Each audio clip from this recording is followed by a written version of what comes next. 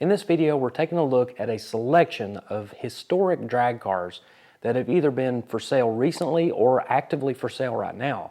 I wanted to show you that these cars are still available. That's one of the most popular questions that I get personally is how do you come across some of these old cars? So the reality is that these cars come up for sale all the time. There's a lot of old drag cars for sale on Facebook Marketplace, bringatrailer.com, eBay, still got some cars for sale on there, racingjunk.com, Hemmings Marketplace. You just gotta know where to look and know how to look to find some of these hidden gems. So in the case of today's video, we're gonna look at 6 different cars that are currently for sale or recently for sale that just came out of the blue. Some of these things have been hiding for years and years, and some of them still got the dust on it to prove it. So we're going to jump right into this by looking at this Corvette drag car. This is a 1956 Corvette drag car, which already that's a really rare car, high dollar car to begin with. And this one looks like it came right off the racetrack in probably the late 70s, I'd say is the last time this thing ran. And we'll see right here on this post, this was on Facebook, and it's not actively for sale, but it just got bought and it may end up on the market again. So this thing's got a participant decal from the 1975 Summer Nationals at Englishtown. So this thing obviously raced back then, but I don't know that it raced much into the 80s. So along with the car, the guy got some great documentation. He got a great article here that tells all about the setup back in the day when this thing ran in C modified production. So this car weighed 3,000 pounds and it had a 330 cubic inch small block Chevy. That's 25 thousandths over, 12.5 to 1 compression, and it had a set of cylinder heads that were worked by Airflow Research. Now that's back before they started producing their own cylinder heads. They were a cylinder head shop. So Airflow Research heads, 205, 162 valves, Racer Brown roller cam with 620 lift, tunnel ram, 2 660 Hollies. And this thing had a Borg-Warner 4-speed transmission with Liberty gears, and you can see on the side of this car it says Action Competition Transmission. Now that was a company owned by Mike Williams, which is the guy who drove this car, and they're based out of Uniondale, New York. This thing had the perfect 70s stick shift setup. It had a 40-pound flywheel, Dana 60 rear end with 586 gears. This thing was radical, and it revved to the moon with that 330 cubic inch small block Chevy. Today, this thing is pretty much as it was left. You can see there's a couple pieces missing, but you still get that great outward appearance, bright orange paint job, the lettering's still intact. It's got slotted mag wheels on it. It's got the old school snorkel hood scoop, even though we'll see in some of the older pictures here that it had more of a pro stock type scoop in the early 70s. So this thing's got a lot of great history in the Northeast. We didn't dig too deep to find this car's origins and where it began as a drag car, but I would imagine that this thing was probably in the sports car class, maybe even in one of the gas classes, and ultimately ended up in this modified production class, which was extremely popular in the 70s. Next up, we got a really wild looking altered, and this thing looks like it's stuck in the 70s. As a matter of fact, this thing was parked in 1973, and I don't believe it's been touched since. This thing sat in a basement garage for many, many years. And you can see that it is 100% complete. They haven't robbed anything off of this car. It's got a really cool looking lace paint job, and you can see on the doors it says Ron Rackley. Now this is the Ron from Ron's Porting Service. He ran this thing at all sorts of different tracks in the St. Louis area, and the nature of this car would probably put it into the altered class because of the engine setback and some of the other modifications. But you can see it's got a straight axle on the front, no brakes whatsoever on the front. It's got magnesium 12-spoke spindle mount American racing wheels. And then on the back it has a homemade coil spring rear suspension and what I believe to be maybe a Pontiac or Oldsmobile rear end, although the listing said Ford 9-inch. But this thing's got all sorts of great old school components. Obviously it hasn't been fooled with in decades. It's got Krager wheels on the back with old slicks. And then when we go to the engine, this is a big block Chevy. It's reported to be a 427 based big block Chevy. You can see it's got homemade headers. It has Hillborn mechanical fuel injection, a Vertex magneto, and everything is in place just like it was in the 70s. The car's running a Borg-Warner T10 4-speed transmission, and you can see on these interior shots that you are center seated in this car. It has an old bucket seat out of something from the 60s. Looks like maybe a Mustang, or it could even be a Corvette. I'm not really sure what the seat came out of, but an old low back seat. You can see it's got a roll bar in there with a headrest, and that center seating position made it tricky on getting the steering linkage all set up. But you can see that under the dash, the steering linkage goes out to the side. You've got your shifter, your handbrake, you got your gas pedal, old gauges, old everything, old upholstery. It's all still there. So this car popped up in an estate sale a while back, just a few months ago, and it got bid up to around $15,000 on the online auction. I don't know what this car actually brought, but I did see just recently, within just a few days ago, that this car was posted on Facebook Marketplace for $40,000. Pretty big price, but a very cool time capsule for 1970s drag racing. Now here's a cool one that was on bringatrailer.com, and I go on there pretty often to see what kind of stuff pops up, because there's all sorts of really cool stuff that shows up on there, and a lot of times it sells for very reasonable money. And that's exactly the case with this 1956 Devon sports car. Now, this thing is a fiberglass body, and this is a typical 60s kit car. So these things would often go on a Corvette chassis and Corvette running gear, but this one is actually sitting on a narrowed and shortened 56 Chevrolet Bel Air chassis. You can see in some of these pictures that it has a Triumph rack and pinion steering setup that's mated to that original Chevrolet suspension, which has been narrowed up to fit under this really small body. And then it has a Tri-5 Chevy rear end, which may be the original 56 Chevy rear end, and it is reported to have 411 gears in the back. So one interesting thing about this car's history is that it raced from the 60s all the way through the late 70s. And it had a few different setups, but its most notable one, at least in my opinion, is that it had a 409 Chevrolet engine in it at one time. And you can see there's still an emblem on the dash that says 409, but that engine has been pulled out, and in its place it has a 355 cubic inch small block Chevy, which is pretty mild-mannered but still pretty rowdy and something that's this lightweight. So a car of this nature would have likely run in the modified sports car class, maybe in one of the altered classes somewhere down the line, or maybe just a bracket class later on in the 70s and 80s. But along with the sale of this car, you got some great old pictures of it, some scrapbook materials. You can see in some of these early pictures taken at Carlsbad Raceway, this thing has a completely different look than what we see now. It's sort of a light green or maybe a yellow color, and not a lot of graphics or striping or anything like that we can see. Later, this car was redone in bright red. That's actually a Porsche color called India Red. And you can see it's got flames and it's got those numbers on the side, and just a really cool look that's still looking good today. Even though it is weathered and cracked a little bit here and there, this car has a great overall look. This thing actually just went off the auction. It was a no reserve auction, and it was bid up to $15,000. So somebody got a great deal, I feel like, on a car that is actually functional. You can drive this car up and down the road.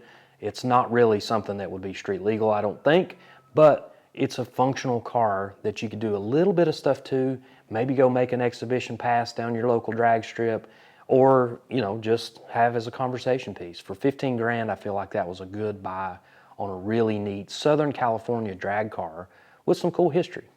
Now here's another one that was on Bring a Trailer, and while I'm recording this, this thing is bid up to $12,000, and it's just got a little bit of time left before it goes off. It's a no reserve auction, so whatever it brings, it's going to go to a new home. But this thing is really wild and crazy. This has been around the internet for quite a few years. I've seen it on Bang Shift, I've seen it on a lot of different websites. This thing was originally found on Craigslist back 10, 15 years ago. And since then, it has bounced around to a few different owners. And this is a 1967 Ford Mustang. And it was bought as a body in white, meaning that it was bought before it got its engine installed. So it was kind of pulled out of the assembly line and sold to a guy named Ted Trischler. Now, he built this car into a drag car from day one, and it's not conventional in any way. This is a jet car. This thing has a Westinghouse J-34 that was pulled out of a U.S. Navy Banshee fighter jet, and it is a wild combination. So this thing looks like a Mustang, but instead of a normal engine in the front and all of your normal seating on the inside, all of that was gutted out to put this big engine in place. And this was done in 1967. This car was brand new. So this thing was raced in Pennsylvania. It was based out of the Pittsburgh area, and it was a showstopper. So these jet cars were really popular in the 1960s, and the fact that this one looked just like a Mustang street car, it wasn't stretched out, it didn't have a chop top, it didn't have any kind of crazy modifications, aside from the fact that it had a jet engine in it. This car drew a big crowd. So it was painted in red, and you can see the lettering on the side of it. It says Crispy Critter, and that's a pretty fun name for a jet car. So this thing has all sorts of weird stuff underneath. It has a 39 Plymouth front axle, and it has 58 Buick drum brakes. Those are the aluminum finned ones that were cool at the time, but even by 1967 standards, you would have thought they would have put disc brakes or something on this thing to stop this extremely fast combination. So instead of disc brakes, they ended up putting 2 military parachutes on the back of this thing, and they're still intact, and a lot of this car is intact. Nothing has really been changed, and that's miraculous that this thing wasn't just scrapped or parted out or something, but this thing survives on today. So in all of its trading around over the last few years, the only thing I see that's different is the wheel and tire combination. It always had Goodyear polyglass tires on it, but I can see now it has these chrome slotted wheels, but everything else looks like it belongs with this car. So along with this car, you get a complete notebook full of handwritten notes, receipts from where he bought basically everything to build this car, including the fiberglass deck lid, which is built to kind of go around that big jet engine, and just lots of great information about how to actually operate this thing. Now, we don't know whether this is operational or not. You probably would need to go through some things before you just fired this thing up and took off down the track, but it is a really neat piece. And I dug up a couple of newspaper articles that mention this car, including one from 1967. August of 1967, this car was being used in advertisements. So this thing was functional as early as 1967, and then it got sold a couple of times through the years. And one of those previous owners is Robert H. Daniels. He had this thing in the early 70s, and all the information I'm seeing, at least in 1971, is he was taking this thing to a lot of car shows. So it was getting some publicity in the newspapers, but I don't think he was actively racing it. And then, of course, there was a lot of great commentary on the internet about this car. A lot of people remember seeing it. A lot of people knew the owners and the builders. So it was really neat to kind of piece together some of that. But it would have been even cooler to see some video footage of this thing in action. It's probably out there, but I didn't find any in my research. So really neat piece. And this thing will be going to a new owner very soon. And maybe some of that additional history will make its way to the surface. And if that's the case, I'll go back and do another video specifically on this car. But I thought it was a really cool piece, and the fact that it's available and such a great time capsule, I felt like I needed to include it in this video. So if you've seen some of the projects that I drag in, you know that I like them rough and I like them cheap. And that's exactly what we're looking at here. This is a 1948 Austin. This is a 4-door sedan, and this thing is rough. It's about to fall in on itself. You can see the roof is kind of caved in a little bit, and that's partially because this thing has a chopped top.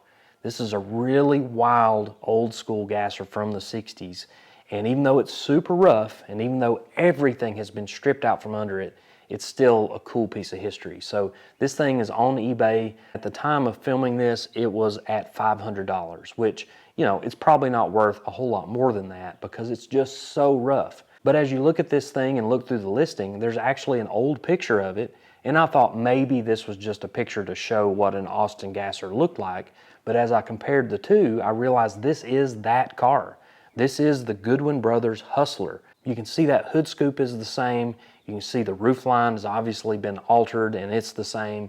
And then the one cool thing that's remaining on this car, one of the only real artifacts on this car, is this quarter window. And you can see it's blue Lexan or plexiglass. Really neat that this old car still survives, just barely hanging on by a thread. But somebody should scoop this up, maybe prop it up on some wheels and tires, make it look like something again. All right, last but not least, we got another really cool, really wild Corvette drag car from the 60s, maybe even from the late 50s. I'm not totally sure on the history of this car, but it has some cool details on it. So this is a 57 Corvette drag car, and it's in Ohio right now. It's owned by Compton's Classic Corvettes and Resto Mods, and it is currently for sale for $19,000 or best offer, which I feel like anything under 20 for a 56 or 7 Corvette is a great deal, even one that's been cut up like this one. So we'll see. This car obviously is not a pristine survivor. It's pretty rough around the edges, but it has a lot of great pieces that were obviously in play when this car was on the drag strip. So it has a 394 cubic inch Olds rocket engine, Hilborn fuel injection, it has a magneto, it has a moon tank, it has all the staples of 1960s gassers. But this thing has a tremendous amount of engine setback, so it either ran in an altered class or perhaps a modified sports car class. So we'll see that it has magnesium wheels on the front, little kidney bean wheels that are very cool and very expensive. And then it has widened steel wheels on the back with old pie crust slicks. It's got some crazy headers coming out from under the front fender area, and then a tiny little windscreen in place of that big windshield from the factory. It has a roll bar with a headrest on it. The only thing that I found that ties into the history of this car is a Facebook commenter said that Ed Rappa is a previous owner and he was based out of Maryland and raced this car, but I'm not really sure about before or after that. But I do know that it's for sale right now in Ohio, and it seems like a fair price for an old Corvette. Maybe a little pricey for just an old cut-up drag car, but still a really cool piece that you could make very presentable without a lot of work. Hope you enjoyed following along. Thank you for watching.